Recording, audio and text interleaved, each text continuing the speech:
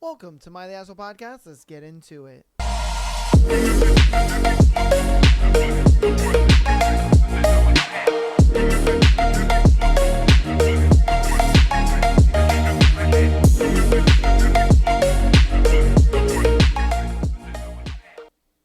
Ho, ho, ho, and Merry Christmas to all of you lovely people out there.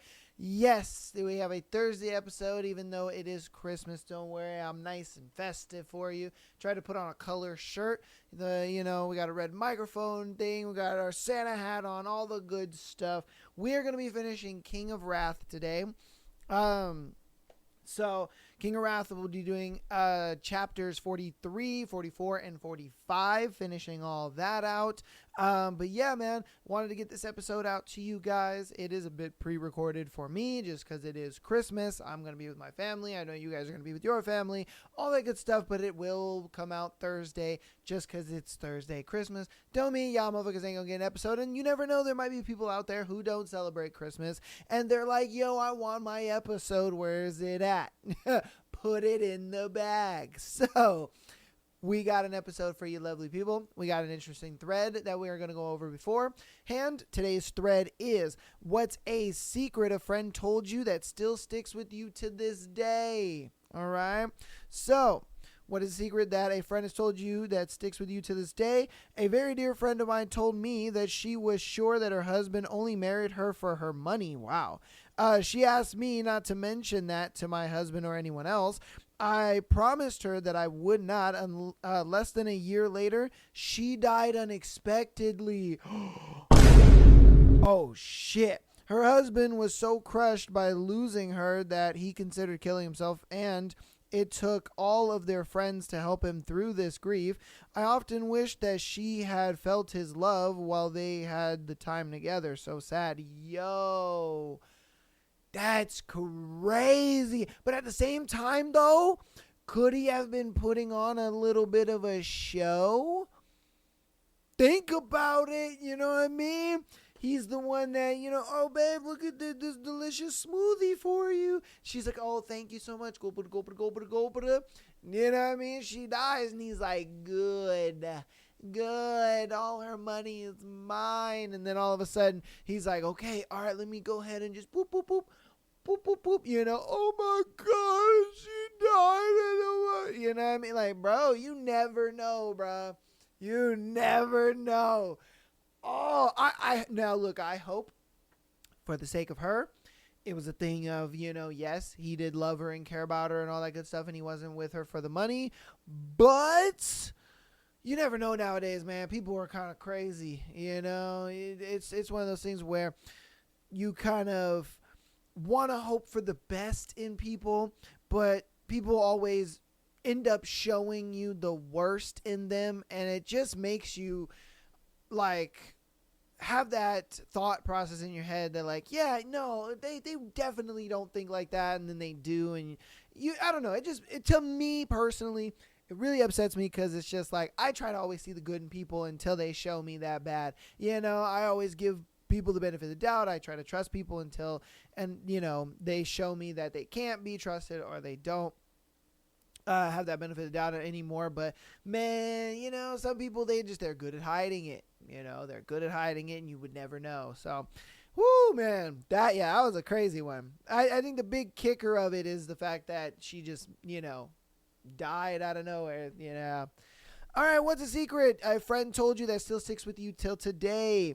My friend's oldest brother was killed in a car accident when he was 26. It obviously destroyed her parents' marriage, and her mother has dealt with addiction problems ever since. She couldn't reconcile with her firstborn being gone. Well, she told me that her brother had been essaying her while she was 14, and 1 week before he died, she wished so hard for him to die after he left one night. She felt that somehow caused his death, and in return, the problems her parents face because of his death, and she won't ever tell them what he did because she feels they either wouldn't believe her or she would be shattering their memory of their son. I just mourn the girl who has to carry all this pain alone. Damn.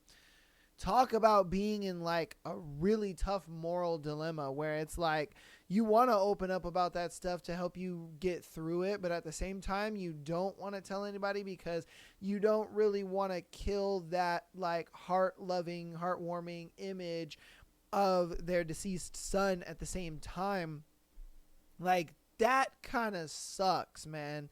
You know, I hope that she's able to be able to distance herself away from a lot of the familyness and, you know what I mean, figure out things on her own, you know, let life kind of just, you know, let life would be what it's going to be, move on, and you're able to find happiness in the future instead of always looking in the past, you know, and that's sometimes all you can do. Cause in a situation like that, again, it's like, dude, you know, it is one of those things where you kind of do sometimes put that out there. It's like, you know, our a lot of people like to say, you know, our words are powerful. And, you know, if you kind of put that stuff out there a lot of times, man, you never know what comes true, dude.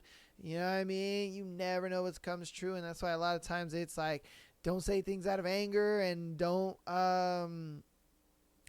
or be careful what you wish for, you know, because you never know what will come true in this world, man. Woo! And I get it. I'm sure to some degree, even though her brother was doing that to her, I'm sure she still loved him to some degree. You know what I mean? Like, let's not get into it. I'm sure she still loved him to some degree. Like, hey, you know, what he was doing was shitty, but there were moments where he would look out for me or this and that. Like, you know, so I'm sure that is even another reason why she looks at it like, you know, I don't want to, because look at it, if she really didn't care about him or her family or anybody like that, it was one of those things where she would have kind of blown the lid off this one immediately. Like, I'm glad he's dead and this and that. You know what I mean? So I'm sure to some degree, she still got love for her brother and her family. So it's like, I do hope that she can at least put that aspect of her life behind her, you know what I mean, move forward. Because, dude, that's, woo, yeah, man.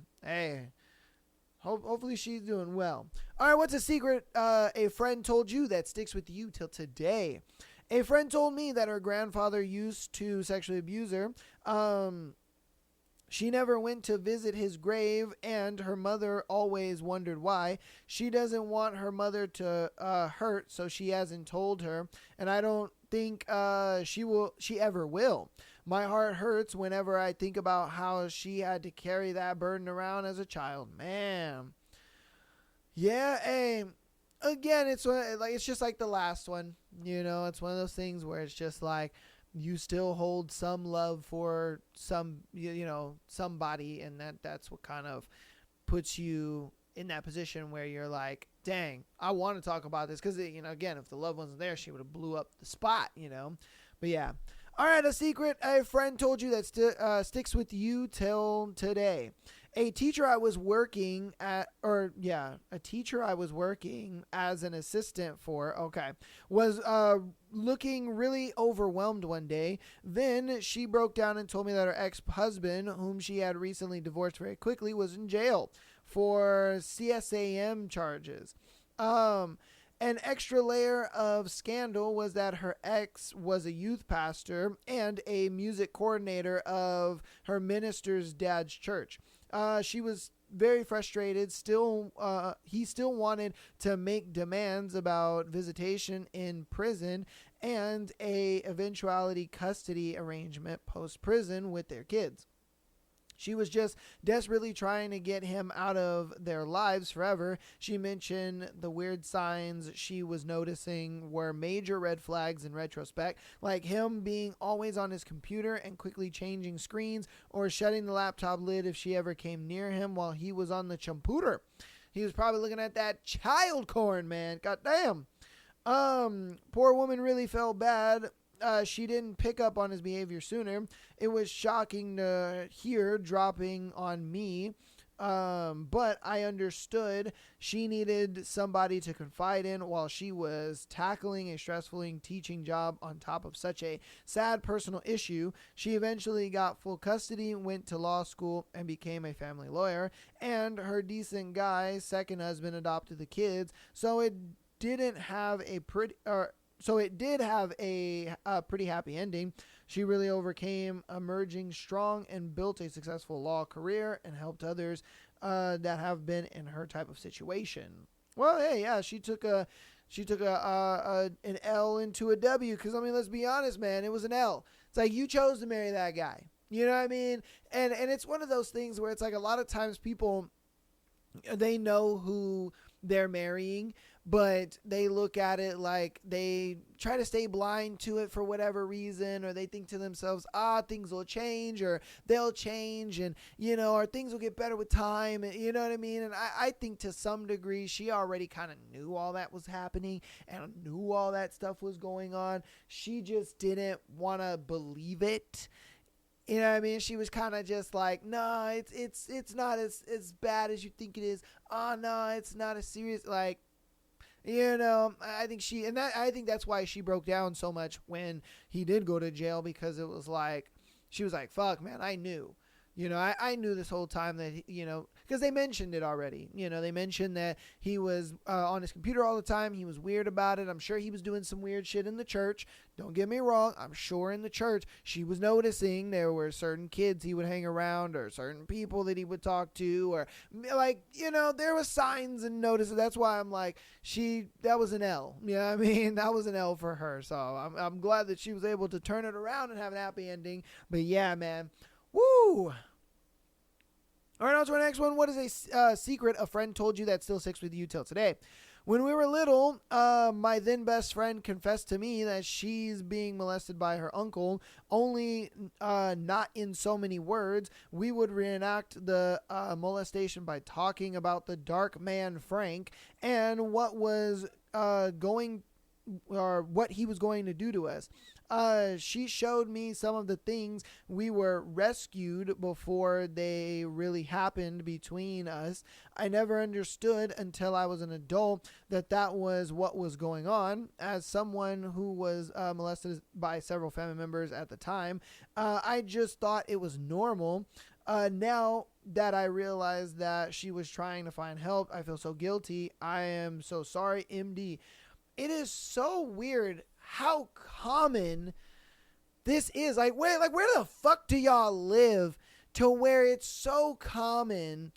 And I do feel like this is middle America. They live in the butt fuck of nowhere style thing. You know what I mean? Where incest is a thing, or just like this uncle molesting shit is a thing. Because now does it happen in, major cities and all that kind of stuff? Sure. Okay. But it's weird how prevalent this is, and how like often you hear about it, and how often you get like, what the fuck, man? Like, your brother has a daughter, and for some reason you think that it's okay to like be touching up on your brother's daughter. Like, what the fuck, man? It just makes no sense to me how prevalent this is. And again, like, that's why I'm thinking that this is in the Hobuck towns of, Kansas or whatever, because if I'm being like, a lot of the people that I know or talk to, or, have met over the years, not a lot of them have really known someone. Maybe they've gone through it themselves and they don't want to speak on it, but I'm just talking about as far as talking to them and people that they know that may have confided to them about it. But it's just, it's so weird how like prevalent it is. Maybe it was a thing where it's just like a lot of us nowadays, maybe this was a popular thing in the early 2000s, early 90s, or late 90s, late 90s, early 2000s. And obviously now that, us 90s kids and early 2000 kids are now kind of more adults, then it's kind of coming out. And maybe that's the reason why, because I just think it's crazy how often this happens, and how often it comes out. You know what I mean? It's like, dude, that is some crazy shit. Okay. What's a secret a friend told you that still sticks with you till this day? My friend was pleasuring herself a little too hard and burst capillaries in her clitoris. Yo, what the fuck? It swelled about 3 inches and told the ER she was growing a penis. Yo, what? That's crazy. Man, I wonder now, could you pop a blood vessel in your penis? It makes you think like, yo, you're just beating that shit too hard. Maybe not, because I mean, there's motherfuckers that have, beat it like 60 times in a day, and yes, have they died 100%? But I don't think they ever like popped a blood vessel in their dick or something. But that would be crazy if they did. Just the fact that, I mean, she was probably using like a crazy toy or something. I don't know. But man, that's wild. Yo, she told the ER, yo, I'm growing a penis. She was like, oh my God. They were like, the fuck were you doing? That is crazy. Man, imagine being in that ER room though. Ooh, that would be awkward. What's a secret a friend told you that still sticks with you today? That they just found out they were dying and nothing could be done right after they got out of the doctor's office. He asked me to tell no one. They passed 18 months later, and I never told a soul until now. He finally told his wife and kids when it started getting noticeable, with around 9 months left to live. Dude. Oh, man. I never wish to imagine being in the position of knowing how much time you have left until you die. Like, imagine being in that position where they're just like, yeah, it's definitive. You have X amount of time to live. Just knowing that. Like, a lot of people walk through life like, oh, I got time, and oh, I'll do this tomorrow, and oh, I don't have to do that now, and oh, it is what it is, and I'll blow that off, and you know what I mean? I have all the time in the world, Like, everyone walks through life like that, but the crazy thing is that there are people who walk around life knowing exactly when they're going to die. And it's just like, woo! It just puts you in a position where you can't really fathom that kind of, like, thought process, mindset, because we always just wake up thinking like, oh yeah, everything's hunky-dory, all good in the neighborhood, got time. But it's just like, being one of those people, it must be just like terrifying at first, and then you get to a point where you're accepting of it, and then I think you get to a point where you're just like, man, I just wish it would hurry up. I just wish it would just be over with, because at that point, like, think about it. If you have 18 months to live, that's about a year and 4 months, right? About a year and 4 months, something like that. Year and 6 months. So that's a year and a half. Okay. So yeah, you have a year and a half. I think in the first probably 2 or 3 months, you would just be like absolutely terrified, because you're just like, bro, what the fuck? But then I think month 4 to about 7, you would kind of move through life pretty normally, but you'd still have that little monkey on your back. Like, oh man, it's coming up. I only have 6 months left, or a year left. Sorry. You'd be kind of at that point where you're like, I only have a year left. Then you'd get into like 7 months to a year. And I think at that point you'd be like, I'm ready to go. You would just sit there and just be like, can it be over with already? I'm ready. I'm done. I'm done. I'm done faking that I'm living through life normally. Because that's how it would feel. It feels so fake, like, oh yeah, I'm pretending everything is fine and everything is okay. When in reality, you have this monkey on your back the entire time, knowing, damn, I'm another day closer to dying. I'm another day closer to dying. I'm another day closer to dying. Man. And, dude. Yeah, man. At that point, I don't know. I would probably I'd be like, I'm going to give it one more good week. I would take out a shit ton of credit cards and just blow them up and go do all the shit that I've ever wanted to do. Give it 1 week. And then I'd be like, yeah, give me the needle. I'm ready to go, because I would hate to be faking it any longer.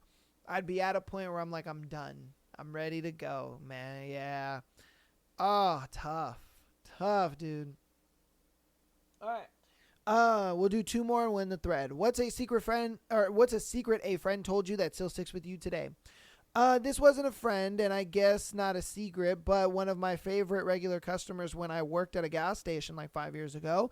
It was a guy who would come in a lot and would always be with his partner, and they were really cool people. We would joke around, and they always seemed like normal, happy people. I remembered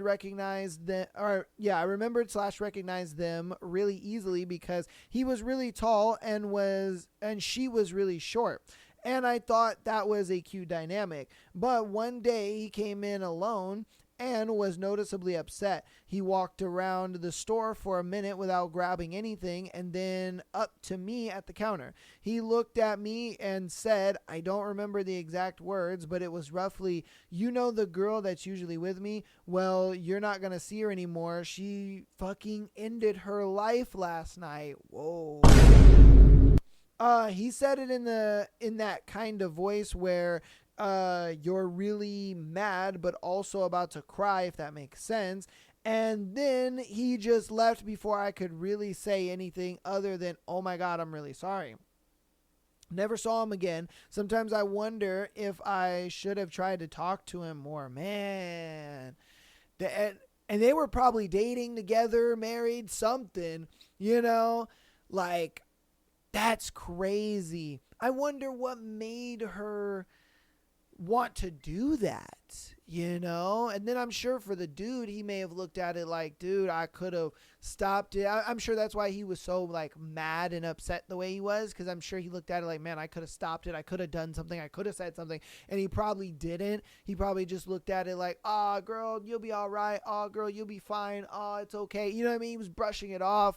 And then she was just like, man, the one person that I want to talk to or have understand me, doesn't understand me or doesn't care to talk to me, and she probably just ended it. And that's why it's one of those things where it's like, bro, call your family, call your friends, call people, check up on motherfuckers, because dude, you just never know. You never know. Like with my best friends, I try to make it a point to like hit them up every once in a while, do some check-ins, like my best friend Alex, he and we do like, little checkups on each other, little weekly checkups.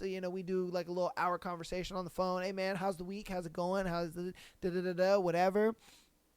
And then even my other friend, Michael, we're going to have him on the show on Sunday. So look out for that episode on Sunday. He's going to come on to the show. And, I've been talking with him a little bit lately and just like, yo, man, I got you. Let's talk some more. And, what I mean? I look at it like, yeah, dude, talking to your friends and talking, because you never know what people are going through. You never know what's like happening.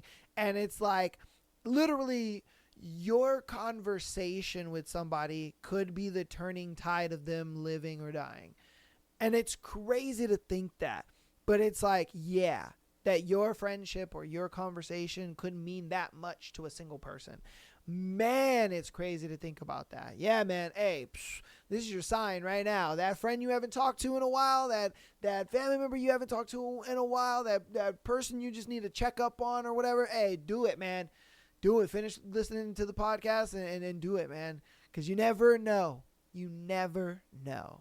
All right, let's get into the last one for this thread. What's a secret a friend told you that still sticks with you to this day? That his grandfather would die in prison after he killed a sexually abusive family member. Damn. Grandfather killed him after it was exposed that he was sexually abusing his wife and others. Seemed to be a mark of pride in his direct line of men that the oldest at the point would kill to protect and take the fall for it. That's crazy. That's some crazy shit. Where he was like, you've been sexually assaulting and molesting your wife and other women. You know what I mean? And he was like, I'm going to take you out. He was vigilanting on that shit. Now he's going to jail for the rest of his life for getting that scumbag off the streets. Like, that's crazy.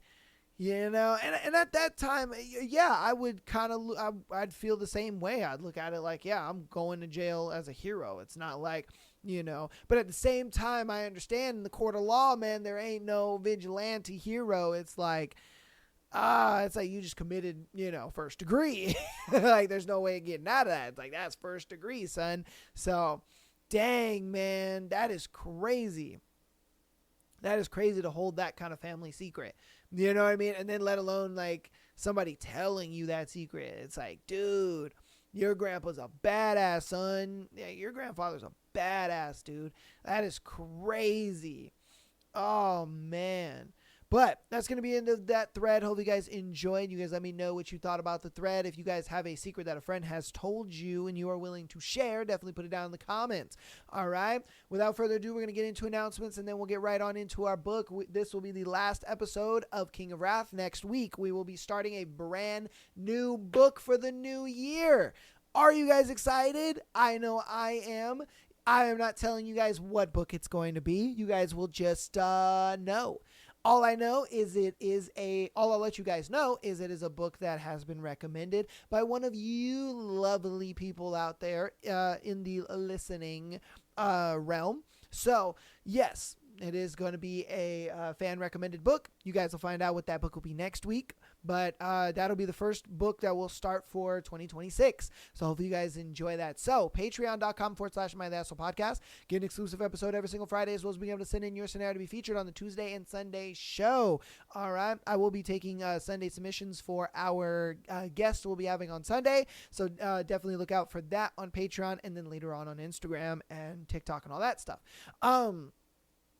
Audio listeners, thank you guys for all the support. You guys are the GOATs, and I appreciate you guys for coming out every week and downloading the episodes. That does let me know that you guys come out and listen to the show and all that good stuff. If you guys want to help us out even more, go ahead and give us 5 stars on any listening platform that you listen on, as well as following us on Instagram, TikTok, as well as subscribing on YouTube.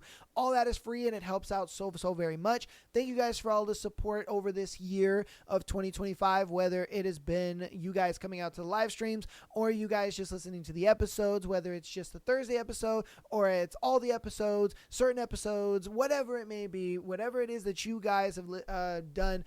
Thank you so much, man. This will be the last Thursday episode of 2025, so I do appreciate that and all of the support you guys have given over the last few months. Dude, it's been a journey. I won't lie to you. Starting this podcast in 2023, all the way up to 2025 now, you know what I mean? We're going into our 3rd year of doing this podcast, so it's amazing, and I couldn't have done it without you guys. And thank you guys so much just for, being loyal supporters, man. I always say you guys aren't fans, you're supporters. The haters are fans. You know what I mean? The haters are the fans, all right? They're the ones that are the fans. You guys are the supporters. So I appreciate you guys so much. The train is not going to stop. Next year, I am going to be focusing more on guest episodes and collaborations. So I'm definitely going to try to do a lot more guest episodes, a lot more collaborations with friends, families, other creators, all that good stuff. So I'm definitely going to do that. If there is a creator that you want me to reach out to that is kind of within my same following and all that kind of stuff, definitely let me know and I'll try to reach out to them. Maybe we can do something. Okay, just let me know and I will try my best to get in touch with that creator and try to make something happen. Okay, so I love you guys. I appreciate you so much. Let's get into the ending of King of Wrath. This is chapters 43, 44, and 45. All right, so let's get on into it. Chapter 43. Vivian. The knock came while I was getting ready for bed. I knew who it was before I answered the door, but that didn't stop my stomach from doing a strange flip when I saw Dante standing in the hall. He wore the same cashmere sweater and jeans as he had at dinner. I didn't know where he went after the meal, but he was here now, and the sight of him made my chest twist with unexpected emotion. I hadn't realized how much I'd needed to see him. Just him. Until now. He was the only person who could ground me after such a roller coaster of a day. We stared at each other, the silence brimming with unspoken words until I opened the door wider in invitation. The small movement broke the spell, and both of us visibly relaxed as he walked in and I took a seat on the bed. You did good back there. Dante leaned against the wall, one hand tucked in his pocket while his eyes found mine. Standing up to your father. Thanks. I offered a rueful smile as I sat on the bed across from him. but I wish the conversation had gone better. It went the way I was supposed to. Silver shards of moonlight glinted in Dante's eyes. Now you know the type of man he is. He's too far gone, Miyakata. I'm not just saying this because I'm biased against him. If I could choose, I would rather you mend your relationship with him and be happy. But who he is right now? His voice softened. He doesn't deserve your time or energy. An ache settled in my throat. I know. I didn't have the closure I wanted, but I had the one I needed. I'm impressed you held back at dinner, I added, trying to lighten the mood. I'd prepared myself for the verbal insults, maybe a few threats and punches to keep things interesting. Dante hadn't said a word during the confrontation. I'd never seen him so quiet for so long, but I appreciated it. I had to fight my own battles instead of relying on others to fight them for me. I've been practicing my restraint. The faintest tip of his mouth. Like I said, this trip isn't about me. Awareness tingled as our eyes held. My room was large enough to accommodate 4, but Dante's presence filled every corner, making the edges of my mind hazy and the hollow in my chest a little less empty. Thank you for coming with me. I tried to ignore the way his stare bathed me with warmth. I know how busy you are, and it can't be fun staying under the same roof as someone you hate. I don't know. It was pretty fun seeing him almost burst a blood vessel at the table. An involuntary laugh spilled past my lips. You're horrible. Only to those who deserve it. Another smile tugged at his lips. It's nice to hear you laugh again, Miyakata. My smile faded at the soft, heavy meaning tucked between his words. Another silence fell between us, thick and charged with tension. Lit fireflies danced over my skin, leaving trails of electricity in their wake. My dress felt heavy, and I shifted on the bed, trying to ease the new ache blooming in my stomach. Dante's eyes darkened at the corners. His jaw ticked for a moment before he pushed himself off the wall. It's late. Roughness edged his voice. We should both get some rest. He made it halfway to the door before I stopped him. Wait. He paused, his shoulders stiff. He didn't turn to look at me. The air stretched taut around my chest as I worked through my next move. I'd made amends with my mother. Sort of. I'd found closure with my father. The only relationship I had left to untangle was Dante's. It had shifted and rearranged into multiple forms over the past year. We'd gone from strangers to roommates to adversaries to friends to lovers to exes. The list went on. Eventually it would have to end, and it was up to me to decide where the cutoff was. I stood, my pulse beating faster with each step as I slid between Dante and the door. He stared down at me, his expression indifferent, but his eyes hot enough to make every inch of me burn. What was my deal breaker? Keeping my father's manipulation a secret from me? Pushing me away? Trying to destroy my family's company? All things worthy of my anger, but also all things backed with a reason.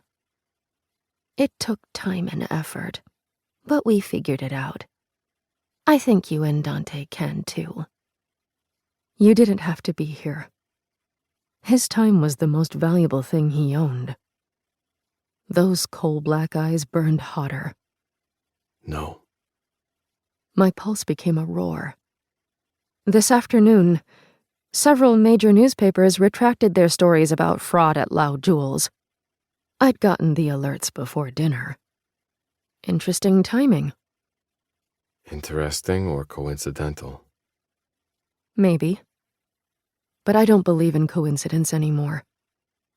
The words drifted between us on air and hope. Why did you do it? Indifference melted into something softer. Because they're still your family, Miyakata. Because if I could go back in time and stop your father from blackmailing me, I wouldn't. Otherwise... His voice dipped, just the tiniest fraction. I wouldn't have met you. The words throbbed in my ears and hummed in my blood. Emotion blocked any words from leaving my throat, so I did the only thing I could. I stood on tiptoes and gently pressed my lips to his. A breath passed between us. A motionless beat stretched.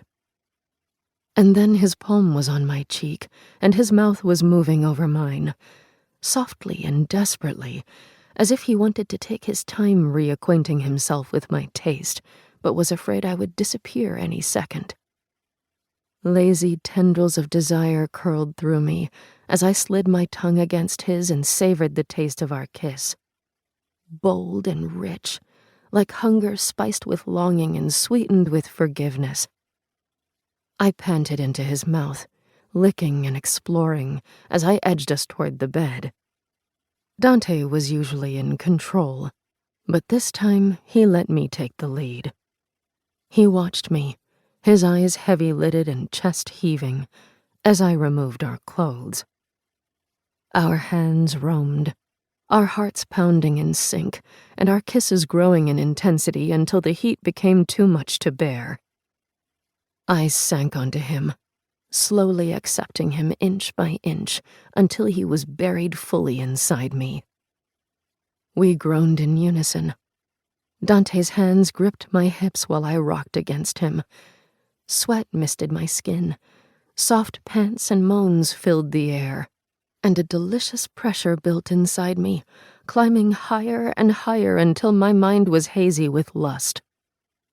His muscles visibly strained from the effort of holding back, but he didn't attempt to take over as I rode us into a simultaneous, toe-curling orgasm. It was the first time we'd ever come together. The overwhelming intimacy of the moment set off a second, smaller climax, and the aftershocks were still rippling through me when Dante pulled me down for a kiss. You look good in control, Miyakara. His velvety rumble caressed my skin as surely as his hand on my neck. I think so, too. I brushed my lips against his before growing serious.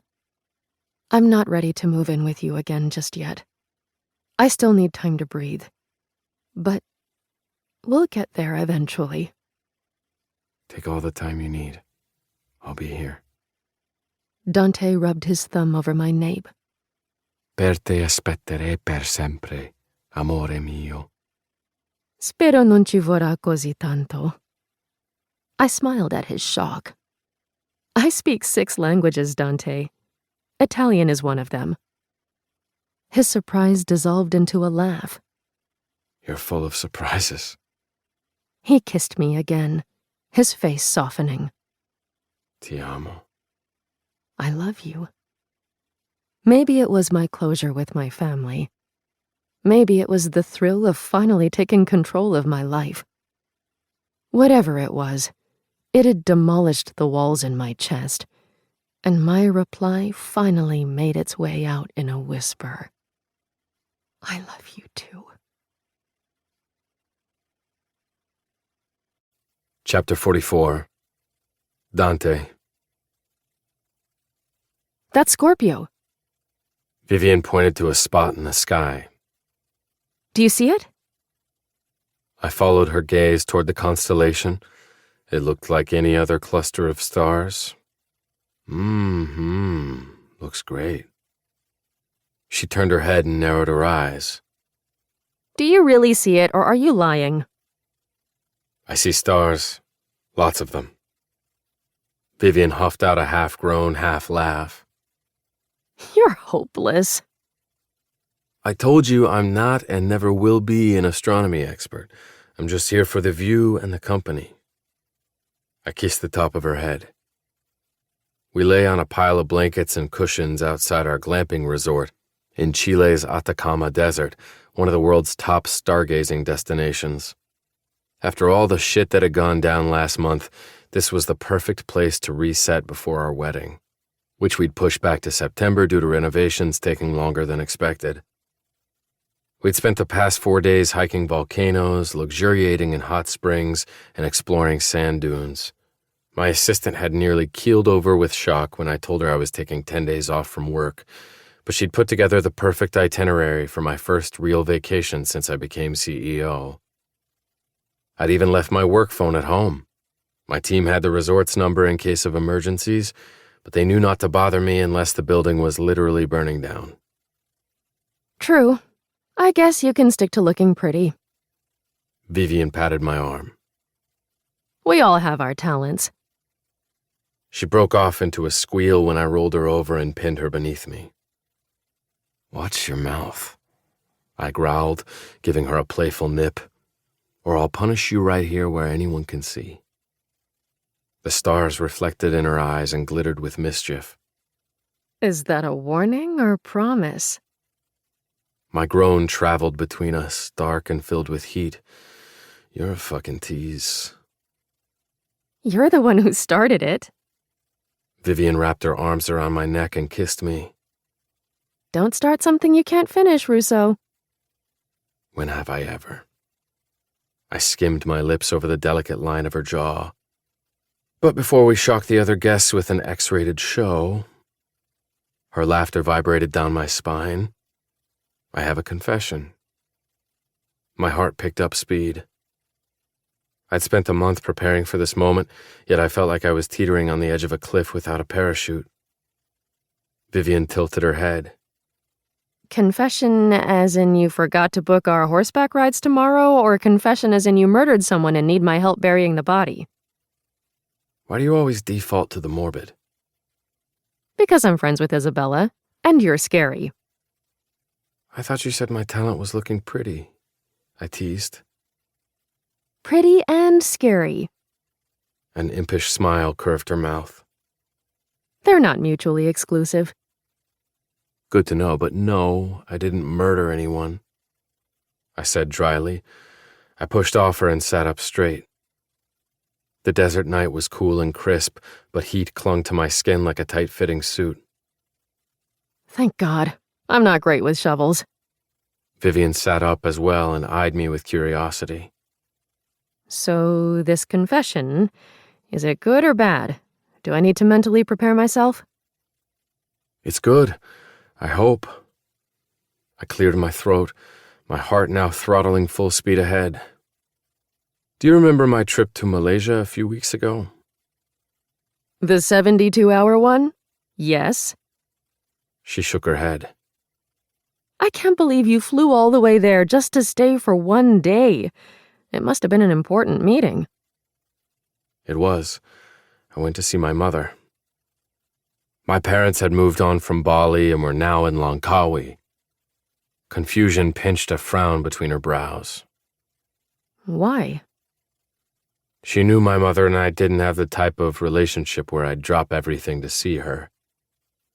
My parents still exasperated the hell out of me, but I'd made peace with their shortcomings. They were who they were, and compared to people like Francis Lau, they were fucking saints. I needed to get something. I bit the bullet and retrieved a small box from my pocket. Vivian stared at it, her expression stunned. Dante. When I first proposed to you, it was hardly a proposal, I said. My blood drummed in my ears. Our engagement was a merger, the ring a signature. I chose that. I nodded at the diamond on her finger, specifically because it was cold and impersonal, but now that we're doing this for real... I snapped open the box, revealing a dazzling red stone set in gold, one of less than 3 dozen in existence. I wanted to give you something more meaningful.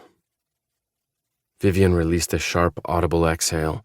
Emotion sketched a vivid picture across her features, painting it with 1,000 shades of shock, delight, and everything in between.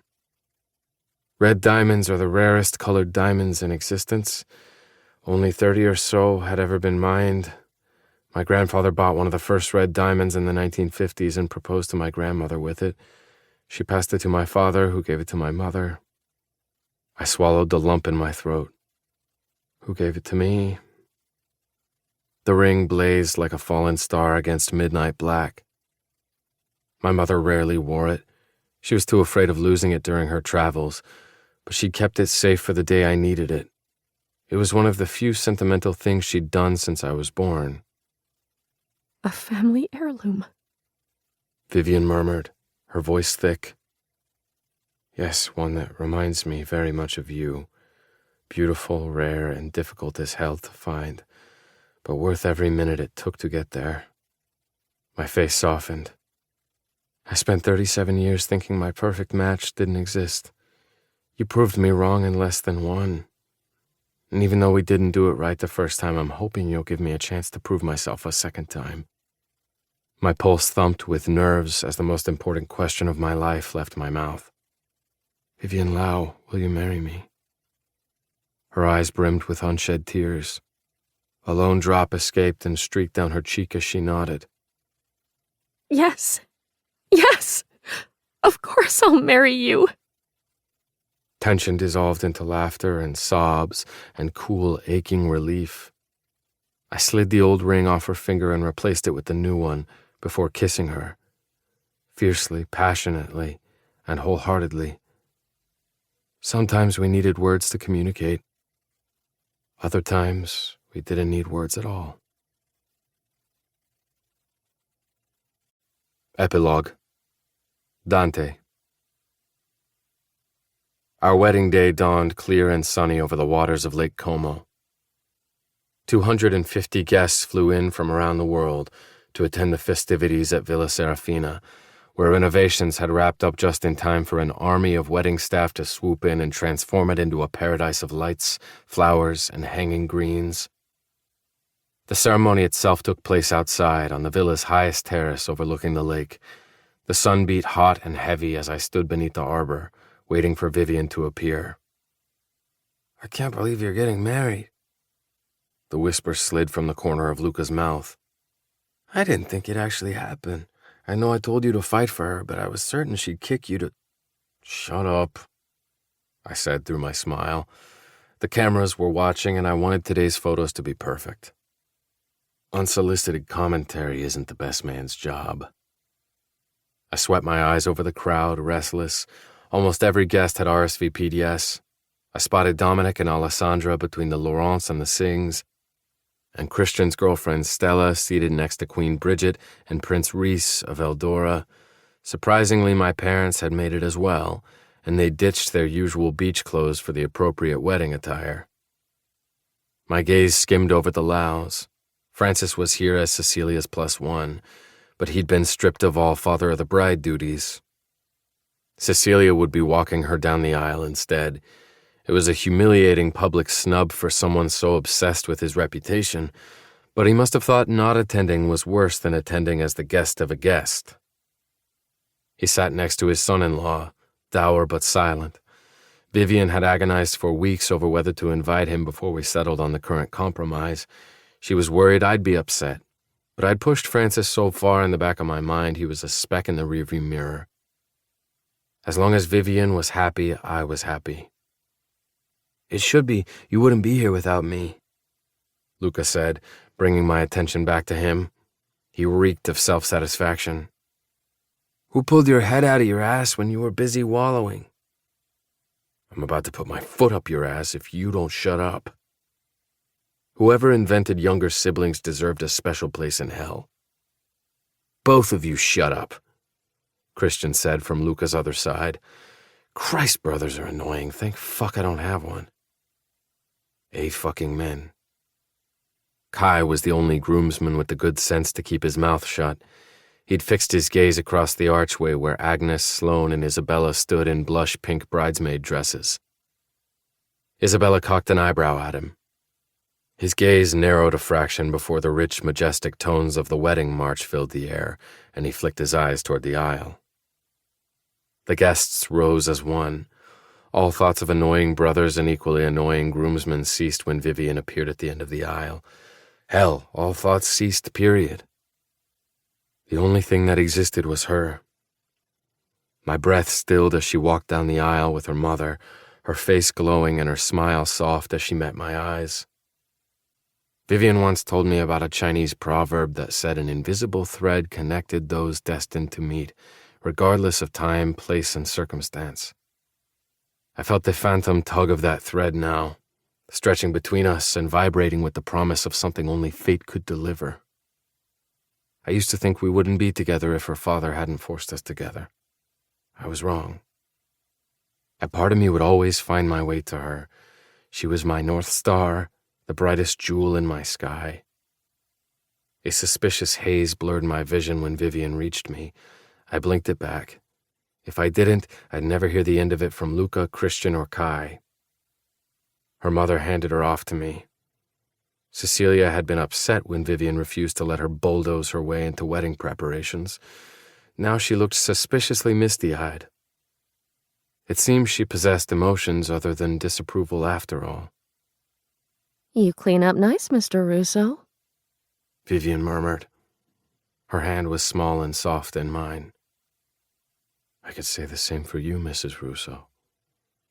She wore a custom-made gown and the best hair and makeup money could buy, but even in a burlap sack, she'd be the most beautiful woman I'd ever seen. I'm not Mrs. Russo yet. There's still time for me to live out my runaway bride fantasy. She quipped. A wicked smile spread across my lips. I do love a good chase. Vivian's cheeks pinked at the double meaning. The priest cleared his throat, interrupting our whispered conversation. We exchanged a last secret smile before we turned our full attention to the ceremony. Priest's remarks, vows, ring exchange, the pounding of my heart muffled sound and motion until we reached the end of the ceremony. I now pronounce you husband and wife. You may...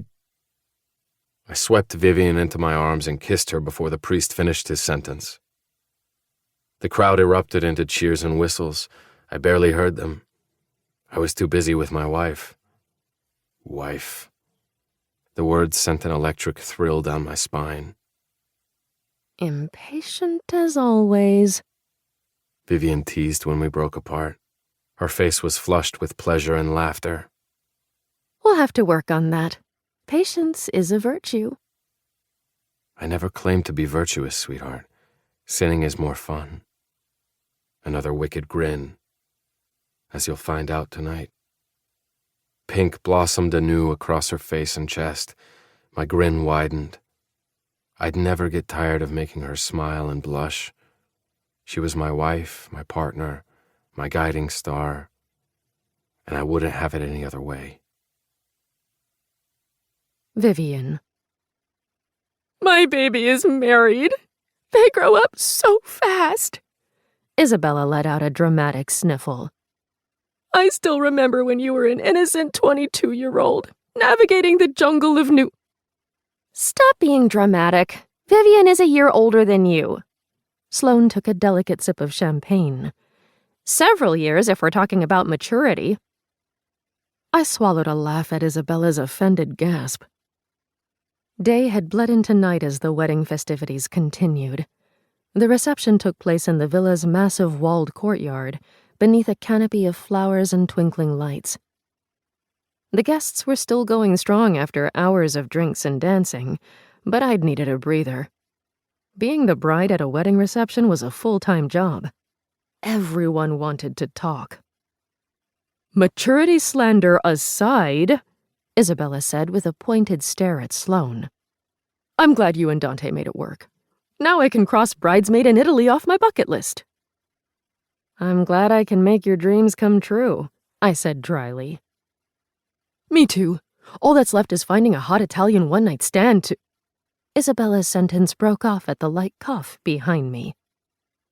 I turned and stifled another laugh when I saw Kai. He had the worst or best timing when it came to my talks with Isabella, depending on how you looked at it. I'm sorry to interrupt yet another fascinating conversation. His mouth twitched. But Dante is getting restless without his bride. Vivian, you may want to check in on him. He's had to tell the story of how he proposed 10 times, and I think he's ready to deck someone.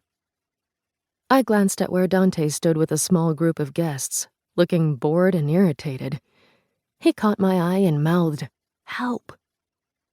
I bit back a smile. "I'll be right back," I said. "I need to save my husband." Sloane waved me off. "We'll be fine. Enjoy your wedding night." "Congratulations again," Isabella chirped, studiously avoiding Kai's eye. I left them to their conversation and wound my way through the courtyard. I only made it halfway before my mother stopped me. "Vivian, have you seen your sister?" she fretted. "She went to the restroom an hour ago but isn't back yet." "No. Maybe she's in there with Gunnar," I joked. "Vivian! Honestly!" Her hands flew to her necklace. "That's not a joke to make in public." "I'm sure she's fine, Mother. It's a party. So party." I handed her a glass of champagne from a nearby tray. "Louis Roederer, your favorite." Our relationship had been getting better since our talk in Eldora. It wasn't perfect. Like she said, she couldn't change completely. Her micromanaging had driven me up the wall in the weeks leading up to the wedding, but she was trying. She hadn't even argued when I asked the makeup artist for red lipstick instead of neutral, though my mother considered red lips and nails unbecoming for a society heiress. My father, on the other hand, was as distant as ever. He'd left immediately after the ceremony. According to Agnes, he couldn't stand all the whispers about why he wasn't the one who gave me away. No one outside our circle knew the reason behind our estrangement, and they never would. Some things were meant to be private. I'd made peace with our strained relationship, and I barely gave him any thought as my mother accepted the champagne bribe. "Fine," she said. "I have to speak to Buffy Darlington anyway. But if you find your sister, tell her I have her phone. Honestly, I don't know what she's doing." I disengaged from my mother and made it to Dante just in time. "So, tell me how you proposed," the poor guest said, seemingly oblivious to the groom's twitching eye. "I want to hear every detail." "Many apologies for interrupting." I placed my hand on Dante's chest before he could respond. "But can I steal him away? Wedding duties." "Oh, of course," the woman said, flustered. "Congratulations again. You look beautiful." I smiled and steered Dante toward a quiet corner of the courtyard. "Thank you. Enjoy the rest of your evening." Thank fuck, Dante said when the woman was out of earshot. The ice cream cufflinks I bought for him in Paris glinted as he wiped a hand over his face, and the sight made me embarrassingly happy. Now I know why people elope. The small talk at these things is insufferable. "Yes, but I'm sure you can find one thing you like about it." I looped my arms around his neck. The tension eased from his shoulders, and his frown loosened in a faint smile. Maybe one. His hand rested on my waist. The heat seared through my dress and into the pit of my stomach. The lobster canapes are pretty good. And? And He pretended to think about it. the flowers are impressive, though for $120,000 they better well be. What about the people? I tilted my chin up. Anyone tolerable? There is this woman I've been eyeing all night. Dante dipped his head so his lips brushed mine. She's beautiful, charming, has the best smile I've ever seen. But I think she's married. How unfortunate. My breath snagged when his palm slid up my waist, lighting tiny fires along the way. Very. Another brush of his lips. I hear her husband is quite protective of her. If he sees me talking to her, he might do something rash. Like? My mind went hazy when his hand made it over the curve of my shoulder and to the back of my neck. Like kiss the hell out of her in front of 250 people, propriety be damned. Dante captured my mouth in a proper kiss. And the party, the music, the guests, they were all gone, obliterated by the heat of his touch. It seeped into my chest and my veins, filling me with warmth from the inside out. The type that existed only when you reached the end of a long journey and found home.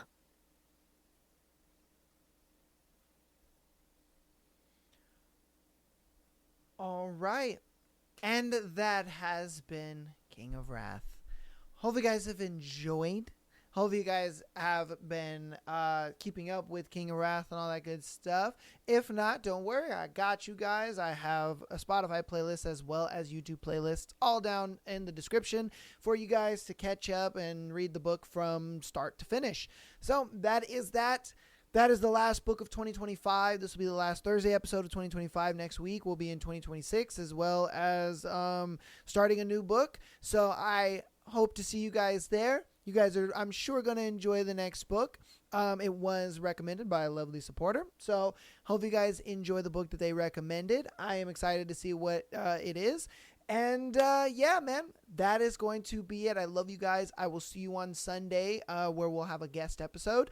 And yeah, that'll be that. I love you guys so much. Hopefully you have a Merry Christmas, a great end of the year, great New Year's, all that wonderful stuff. I love you guys. I will see you all next week. Or I will see you on Sunday. I'm sorry. Peace.